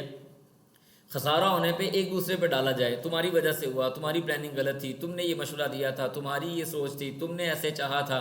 تو ایک دوسرے کو ملامت کرنے والے ہو گئے۔ لیکن اب پچھتائے کیا ہو جب چڑیاں چگ گئیں کھیت، جب وہ میدان ہی چٹیل ہو گیا، تو اب ایک دوسرے کو ملامت کریں، سواء علیکم اجزعتم ام صبرتم، صبر کرو یا شور شرابہ کرو، برابر ہے۔ قالوا، تو کہنے لگے، یا ویلنا، ہائے ہمارے لیے ہلاکت، انا کننا طاغین، بے شک ہم ہی وہ تھے جو سرکش ہو گئے تھے، ہم ہی وہ تھے جو حد سے تجاوز کرنے والے ہو گئے تھے۔ اس کے بعد آگے اللہ فرماتے ہیں، عسیٰ، قریب ہے، ربنا، ہمارا رب، ان یبدلنا، کہ وہ ہمارے لیے بدل دے، خیرن، بہتر، منہا، اس سے، انا، بے شک، الی ربنا، ہم اپنے رب کی طرف راغبون، رغبت کرنے والے ہیں۔ ان کو اب باپ کی وہ فلاسفی اور لاجک سمجھ آ گیا۔ میں نا بعض اوقات میرے پاس بعض لوگ ایسے آتے ہیں، میں آپ کو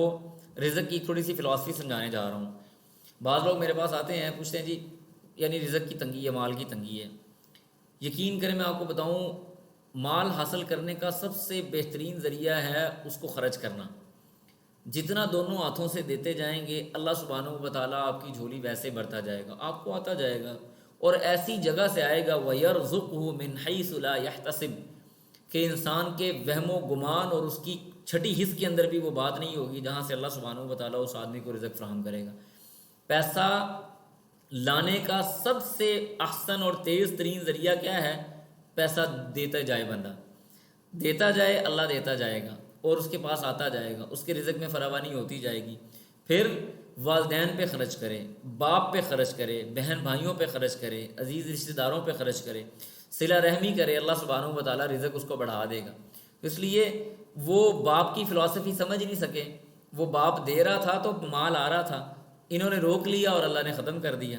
یہ ہم نے اپنی آنکھوں سے دیکھا ہے، جو لوگ مال دیتے دیتے مال بند کر دیتے ہیں، اللہ تعالیٰ بھیجنا بھی بند کر دیتا ہے۔ چلو ٹھیک ہے، تم نے ہاتھ روکا تو ہمارا بھی رک گیا، دیتے جائیں، آپ کون سا اپنی جیب سے دے رہے ہیں، وہ آپ کو دے رہا ہے، آپ آگے دے دیں، کیا فرق پڑتا ہے۔ اس کے بعد اللہ کہتے ہیں کذالک، اسی طرح سے، العذاب عذاب،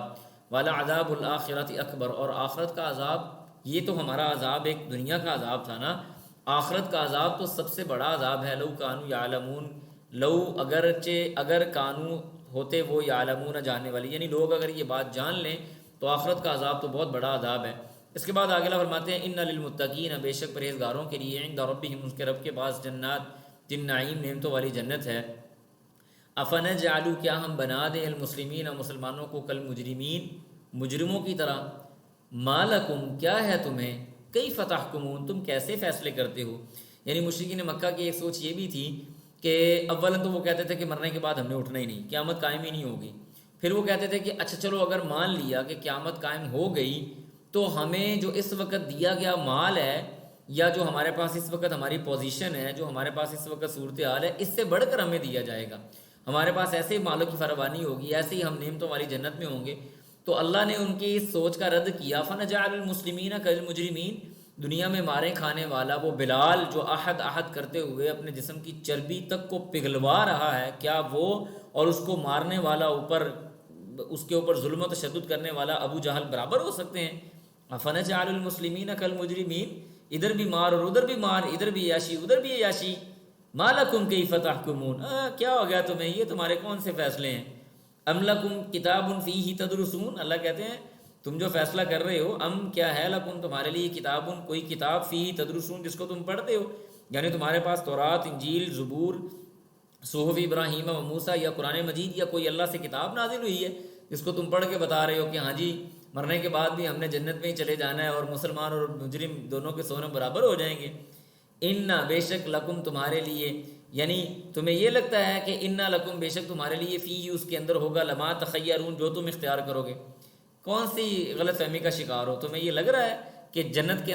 قیامت کے اندر جا کے بھی تم کو اختیار دیا جائے گا، جی جاؤ جی نعمتوں والی جنت کے اندر جہاں سے جاؤ تم جا کے کھانا پینا شروع کر دو اور اپنے مزے لوٹو؟ کس نے کہہ دیا تمہیں؟ ام لکم ایمان، اللہ کہتے ہیں کیا تمہارے پاس کوئی امان موجود ہے، کوئی ایگریمنٹ ہے، علینا ہمارے ہم پر، بالغۃ پہنچنے والا، الی یوم القیامہ قیامت تک، یعنی تمہارے اور ہمارے درمیان کوئی ایسا ایگریمنٹ ہے کہ جس کے اندر یہ ساری باتیں لکھی ہوں کہ تم اور مسلمان سارے کے سارے برابر ہو گئے؟ انا بے شک لکم تمہارے لیے، لما وہ ہوگا، تحکمون جو تم فیصلہ کرو گے، یعنی تمہیں فیصلے کا اختیار کیا تمہیں دے دیا جائے گا؟ یہ تمہاری غلط فہمی ہے۔ نہ تو تمہارے پاس کوئی صحیفہ ہے، نمبر ایک، نہ تمہارے پاس کوئی امان ہے، نہ تمہارے پاس کوئی پہلی بات ہے، اور نہ تم فیصلہ کرنے کی سکت اور طاقت، نہ تمہارے پاس اختیار ہوگا، نہ تم کوئی فیصلہ کر سکو گے، کوئی ایسی چیز نہیں ہوگی۔ اچھا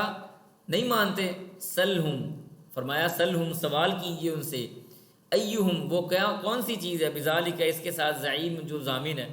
سلہم آپ ان سے سوال کریں کون سا، ان سے سوال کریں ان کے ساتھ اس بات پہ ضامن کون ہے کہ تمہیں یہ سارا کچھ دیا جائے گا اور تمہارے پاس اختیار ہوگا، یا تمہیں فیصلہ کرنے کا اختیار دے دیا جائے گا، جی اپنے بارے میں فیصلہ کر لو، اور مسلمان اور مجرم، نیک آدمی اور بد آدمی، چھاؤں اور جناب سایہ، اور اسی طرح سے اللہ کا بھلا کرے دھوپ، وہ برابر ہو جائیں گے؟ کس نے کہہ دیا تمہیں؟ ام یا ہے لہم ان کے لیے، شرکا شریک، فلیاتو بشرکائہم ان کے شریکوں نے کہا ہے، فلیاتو بشرکائہم لاؤ اپنے شریک تو لاؤ، ان کانوا صادقین اگر وہ سچے ہیں، ان سے کہو جاؤ اپنے شریک لے کے آؤ جو تمہارے اور ہمارے درمیان میں ضامن ہے کہ تمہیں کوئی مسئلہ نہیں ہوگا، قیامت کے دن ہم تمہیں چھڑوا لیں گے، لاؤ اگر وہ سچے ہیں تو ان کو لے کے آؤ۔ یہ قیامت کا دن کون سا؟ اب آگے اللہ تعالیٰ نے ایک اور بات بیان کر کے دلیل دے دی۔ یہاں سے ہمیں عقیدے کی ایک بہت بڑی بات ملتی ہے جو توحید اسماء و صفات کے حوالے سے ہے، کہ اللہ سبحانہ و تعالیٰ کی صفات کو من وعن ایسے ہی مانا جائے گا جیسے ہمارے سامنے موجود ہے، جیسے ہمارے سامنے لکھی ہوئی ہے، جیسے اس کا ظاہری معنی ہے۔ ہم اس کے اندر تعویل نہیں کریں گے، تعطیل نہیں کریں گے، تشبیہ بیان نہیں کریں گے، تمثیل نہیں کریں گے۔ اس کی مثال ہمارے پاس آ رہی، فرمایا یوم اس دن یکشف ہٹا دیا جائے گا، عن ساکن پنڈلی سے، اللہ سبحانہ و تعالیٰ اپنی پنڈلی سے پردہ اٹھائیں گے، ویدعون اور دعوت دی جائے گی، الی السجود، ویدعون اور وہ پکارے جائیں گے یا ان کو پکارا جائے گا، الی السجود سجدے کی طرف، فلا یستطیعون وہ طاقت نہیں رکھیں گے۔ نبی صلی اللہ علیہ وسلم کی ایک حدیث آتی ہے، ابو سعید خدری رضی اللہ تعالیٰ عنہ حدیث کے راوی ہیں، بیان کرتے ہیں کہ قیامت کے دن اللہ سبحانہ و تعالیٰ اپنی پنڈلی سے یعنی اپنی پنڈلی کو ننگا کریں گے، کس انداز سے، بے پردہ کریں گے کس انداز سے، یا اللہ سبحانہ و تعالیٰ اس کو ظاہر کریں گے لوگوں پر کس انداز سے، وہ وہی جانتا ہے۔ لیکن جب اللہ تعالیٰ یہ کام کریں گے تو سارے مسلمان مرد اور عورتیں، مومن مرد اور عورتیں اللہ سبحانہ و تعالیٰ کے سامنے سجدہ شکر کرنے یا سجدے میں چلے جائیں گے، سجدہ شکر نہیں بلکہ سجدے میں چلے جائیں گے۔ لیکن وہ لوگ جو کافر تھے وہ سجدہ کرنے کے لیے جھکنے کی کوشش کریں گے، فلا یستطیعون ان کو اس کی طاقت نہیں ملے گی، ان کے پاس طاقت نہیں ہوگی، ان کی کمریں جھکیں گی نہیں اللہ کی طرف سجدہ کرنا، وہ چاہ رہے ہیں کہ وہ سجدہ کریں لیکن ان سے سجدے کی طاقت چھین لی جائے گی۔ اللہ فرماتے ہیں خاشعۃ ابصارہم نیچی ہوں گی، ابصارہم ان کی آنکھیں، ترہقہم اور چھائی ہوگی، ذلت ان کے چہروں پہ ذلت، وقد اور تحقیق کانو وہ تھے، یدعون پکارے جاتے، الی السجود سجدوں کی طرف، وہم سالمون اور اس حالت میں وہ پکارے جاتے تھے جب وہ صحیح سالم تھے، یعنی وہ سجدہ کرنے کی طاقت رکھتے تھے دنیا کے اندر، ان کو پکارا جاتا تھا، آؤ اللہ کی طرف آؤ، آؤ دین کی طرف آؤ، اللہ کی طرف سجدہ کرنے کے لیے آ جاؤ، وہ سجدہ کرنے کے لیے نہیں آتے تھے، جب وہ صحیح سالم تھے انہوں نے سجدہ نہیں کیا، آج اللہ سبحانہ و تعالیٰ نے باوجود ان کی خواہش کے سجدے کی طاقت ان سے چھین لی۔ فلا یستطیعون، وہ طاقت نہیں رکھیں گے سجدہ کرنے کی۔ یہ حدیث کی ابو سعید خدری رضی اللہ عنہ کی حدیث جو ہے اس کے اندر اس کی تفسیر موجود ہے۔ اب یہاں پہ جو بات ہے وہ سمجھنے والی ہے۔ دیکھیں اللہ تعالیٰ کی پنڈلی کیا میری پنڈلی کی طرح یا آپ کی پنڈلی کی طرح یا کسی اور مخلوق کی پنڈلی کی طرح ہے؟ نہیں۔ لیس کمثلہ شیء وہو السمیع البصیر، اللہ سبحانہ و تعالیٰ کی ذات کی طرح کی کوئی ذات نہیں، اس کی صفت کی طرح کی کوئی صفت نہیں، اس کی صفات کی طرح کی کوئی صفات نہیں۔ وہو السمیع البصیر، وہ دیکھنے والا سننے والا ہے۔ لیس کمثلہ شیء، اللہ کی ہم کیا کہیں گے؟ پنڈلی کا لفظ آیا، پنڈلی، وہ پنڈلی کیسے ہوگی؟ کما یلیق بشانہ و جلالہ، جیسے اللہ سبحانہ و تعالیٰ کی ذات کے لائق ہے، جیسے اس نے اپنی شان کے لیے اپنی پنڈلی بنائی ہے، جیسے اس نے اپنی ذات کو اختیار کیا ہے اپنے لیے، کما یلیق بشانہ و جلالہ، ہم اس کے اندر ایک رتی برابر کمی اضافہ اوپر نیچے آگے پیچھے نہیں ہوں گے۔ بس یہ توحید اسماء و صفات کو سمجھ لیں کہ ہم نے ظاہری جو معنی آنا ہے اسی کے مطابق ہم نے بات کرنی ہے۔ اس کے بعد اللہ فرماتے ہیں فذرنی، پس مجھے چھوڑ دو، ومن یکذب، اور جنہوں نے جھٹلا دیا، بہذا الحدیث، اس حدیث کو، سنستدرجہم، اللہ فرماتے ہیں ان قریب ہم ان کو آہستہ آہستہ کھینچیں گے، من حیث، وہاں سے، لا یعلمون، جہاں سے وہ علم بھی نہیں رکھتے، آہستہ آہستہ کھینچ لائیں گے ہم ان کو۔ اور یہی کام اللہ سبحانہ و تعالیٰ نے کیا۔ پہلے اللہ تعالیٰ نے نبی علیہ الصلوۃ والسلام کو مکہ سے نکال کے مدینہ میں بھیجا، مدینہ میں اسلامک ریاست قائم کی گئی۔ اس کے بعد ان کو سزا کے طور کے اوپر بدر ہوا، احد ہوا، خندق ہوا، بڑے بڑے غزوات ہوئے، پھر صلح حدیبیہ پہ ان کو مجبور کر دیا گیا، پھر اس کے بعد مکہ فتح ہو گیا۔ یعنی اللہ نے آہستہ آہستہ ان کو کھینچ کے، جو مسلمان ہو گئے وہ راہ ہدایت پا گئے، جو مسلمان نہیں ہوئے ان کو ابدی جہنم کی طرف منتقل کر دیا۔ پھر اللہ فرماتے ہیں وہ املی، اور ہم ڈھیل دیتے ہیں، لہم، ان کو، ان کیدی، بے شک میری تدبیر، متین، وہ بڑی پختہ ہے۔ اللہ کا جب ارادہ، اللہ کی تدبیر، اللہ کا عذاب آتا ہے تو پھر کوئی چیز اس کو ٹال نہیں سکتی۔ فرمایا ام تسألہم، کیا آپ ان سے سوال کر رہے ہیں، اجرن، کسی اجر کا، فہم، اور وہ ہیں، من مغرم، اس قرض کے نیچے، مثقلون، یعنی اس کے بوجھ چلے آئے ہوئے۔ آپ اپنی تبلیغ پر کیا ان سے کوئی مال کا مطالبہ کر رہے ہیں جو وہ آپ کو تبلیغ سے روک رہے ہیں، اور وہ آپ کا تاوان اور آپ کا مطالبہ اور وہ آپ کا مال پورا نہیں کر پا رہے؟ ام عندہم، یا ان کے پاس ہے، الغیب، غیب کی باتیں، فہم یکتبون، اور وہ لکھ رہے ہیں؟ ایسی کوئی بات نہیں، لکھ لیتے ہیں۔ اللہ فرماتے ہیں فاصبر، پس صبر کیجئے، لحکم ربک، اپنے رب کے حکم کے لیے، ولا تکن، اور نہ آپ ہو جائیں، کصاحب الحوت، مچھلی والے کی طرح، یعنی یونس علیہ السلام کی طرح جلد بازی آپ نے نہیں کرنی۔ اذ نادا، جب انہوں نے پکارا، وہوا، اور وہ مکظوم، بھرے ہوئے تھے۔ مکظوم کہتے ہیں یعنی اوپر تک کسی آدمی کا آ جانا، یہاں تک بھر جانا، بندہ جب پیک پہ پہنچ جائے، پھٹنا جیسے کہتے ہیں نا، پیک پہ پہنچ کے، تو انہوں نے اپنے رب کو پیک پہ پہنچ کے پکارا، یعنی اپنی قوم کے لیے وہی چیز طلب کی جس کے بارے میں بات ہو گئی سورہ یونس کے اندر، عذاب کے بارے میں۔ اللہ کہتے ہیں پھر کیا ہوا، وہ یونس علیہ السلام کا قصہ آپ نے سنا ہوا ہے، وہ نکلے، مچھلی کے پیٹ میں چلے گئے۔ اب آگے اللہ وہ بات بیان فرما رہے، فرمایا لولا، اگر نہ ہوتا، ان تدارکہ، پہنچتی اس کو، نعمت من ربی، اس کے رب کی طرف سے، لنبذ، البتہ اللہ فرماتے ہیں پھینک دیے جاتے وہ، بالعراء، چٹیل میدان کے اندر، یہ چٹیل یا کھلے میدان کے اندر، وہ مذموم، اور مذموم ہو جاتے۔ آپ دیکھیں کہ وہ جو مچھلی تھی اس نے یونس علیہ السلام کو چبایا نہیں، بلکہ بالکل سیدھا پیٹ میں نگل لیا۔ پھر وہاں پہ جا کے یونس السلام نے دعا کیا کہ لا الہ الا انت سبحانک انی کنت من الظالمین۔ اب اس مچھلی نے ایک چٹیل میدان کے اندر یونس علیہ السلام کو چھوڑ دیا، اور وہاں پہ جو مچھلی کے پیٹ میں ظاہر ہے وہ آب و ہوا تو نہیں تھی، وہ والی چیزیں تو نہیں تھی جو زمین کے اندر انسان کے جسم کو مطلوب ہوتی، تو ان کے جسم کے اوپر ایک جھلی وغیرہ بھی آ گئی، اور حرکت کرنا، جسم جیسے حرکت کرنا چاہیے تھا ویسے نہیں تھا، اور باہر کی آب و ہوا کو برداشت نہیں کر سکتا تھا۔ اس کی اگر آپ نے اگزامپل لینی ہو تو میں آپ کو لاجیکل اگزامپل دیتا ہوں۔ یہ جو ہمارے ہاں ایسٹروناٹس وغیرہ جاتے ہیں خلا کے اندر، آپ نے کبھی دیکھا ہے خلا سے جب وہ واپس آتے ہیں تو فوراً ان کو کھڑا نہیں کیا جاتا، وہ کھڑے ہو ہی نہیں سکتے، کیونکہ ان کا جسم اس خلا میں رہنے کی وجہ سے وہاں پہ وہ ہوا میں اچھلتے کودتے ادھر ادھر آتے جاتے ہیں، ٹھیک ہے، خلا میں رہنے کی وجہ سے ان کا جسم اسی کیفیت کے اندر آ چکا ہوتا ہے۔ دنیا میں زمین پہ جب وہ آتے ہیں، دنیا کہہ رہا ہوں زمین کے اوپر جب وہ آتے ہیں تو باقاعدہ ان کی ایکسرسائز کروائی جاتی ہے، ان کو زمین پہ قدم نہیں رکھنے دیا جاتا، ان کو اٹھا کے لے جایا جاتا ہے، ایک خاص پروسیس سے نکالا جاتا ہے۔ جب وہ مکمل صحت یابی پہ آ جاتے ہیں، ان کا جو نروس سسٹم ٹھیک ہو جاتا ہے کہ اب وہ زمین پہ پاؤں رکھنے کے قابل ہو گئے اور اپنے کام کرنے کے قابل ہو گئے، تو پھر اس کے بعد وہ آتے ہیں۔ یہ اس کی ایک لاجیکل مثال ہے کہ ایک جہاں سے جب دوسرے جہاں کی طرف یا اس قسم کی کیفیت اور آب و ہوا کی طرف منتقل ہوتے ہیں تو جسمانی تبدیلیاں آتی ہیں۔ تو یہی یونس علیہ السلام کے ساتھ ہوا، اللہ نے وہاں پہ ان کو چھڑوایا، پھر اللہ سبحانہ و تعالیٰ نے وہاں پہ ہوا گزاری اور یہ سارے معاملات کیے جس سے وہ دوبارہ صحت یاب ہوئے اور اپنی قوم کی طرف لوٹے۔ اللہ کہتے ہیں فجتباہ، بس ہم نے اس کو منتخب کر لیا، رب ہو، اس کو منتخب کر لیا اس کے رب نے، فجعلہ، اور اس کو بنایا من الصالحین، نیک لوگوں میں سے، وَإِن يَكَادُ۔ اب یہ مشرکین مکہ کی بات ہو رہی ہے اور یہ وظیفہ ہے، میں ماؤں کو یہاں پہ دعوت دوں گا، وہ مائیں جو شکایت کرتی ہیں جی بچوں کو نظر لگ جاتی ہے، وہ ان بچوں کو اس آیات کے ساتھ وظیفہ کر سکتی ہیں، ان کو دم کر سکتی ہیں۔ اللہ کہتے ہیں وَإِن، اور یہ کہ یکادو، قریب ہے، الذین، وہ لوگ، کفروا، جنہوں نے کفر کیا، لَیُزْلِقُونَکَ، کہ وہ آپ کو ڈگمگا دیں، بِأَبْصَارِہِمْ، اپنی آنکھوں کے ساتھ، لما، جس وقت، سمعوا، وہ سنتے ہیں، الذکر، قرآن کو، وَيَقُولُونَ، اور وہ کہتے ہیں، إِنَّهُ لَمَجْنُونٌ، وہ تو پاگل اور دیوانہ ہے۔ یعنی اللہ کے رسول جب قرآن پڑھتے تھے تو مشرکین مکہ بڑی گہری نظروں کے ساتھ اور بڑی گندی نظروں کے ساتھ آپ علیہ الصلوۃ والسلام کو دیکھتے تھے، گویا کہ آپ کو نظر بھی لگا دیں گے اور اپنی نظروں کے ذریعے آپ کو، آپ کے معاملات کو خراب کرنے کی کوشش کریں گے، آپ کے قدم ڈگمگا جائیں، اتنے خطرناک انداز سے وہ آپ کو دیکھتے ہیں۔ تو نظر برحق ہے، اگر کسی کو نظر لگتی ہے تو وہ یہ 2 آیتیں پڑھ کے اپنے بچوں کو دم کریں، انشاءاللہ اس سے اللہ شفا دے گا۔ اس کے بعد اللہ فرماتے ہیں، فرمایا کہ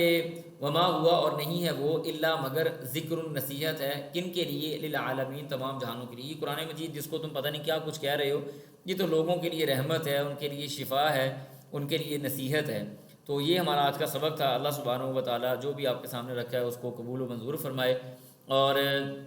اللہ تعالیٰ جو بھی ہم نے کیا ہے، جو بھی پڑھا ہے، اس کے اوپر عمل کرنے کی توفیق عطا فرمائے۔ سبحانک اللہم و بحمدک، نشہد ان لا الہ الا انت، نستغفرک و نتوب الیک۔ والسلام علیکم ورحمۃ اللہ وبرکاتہ۔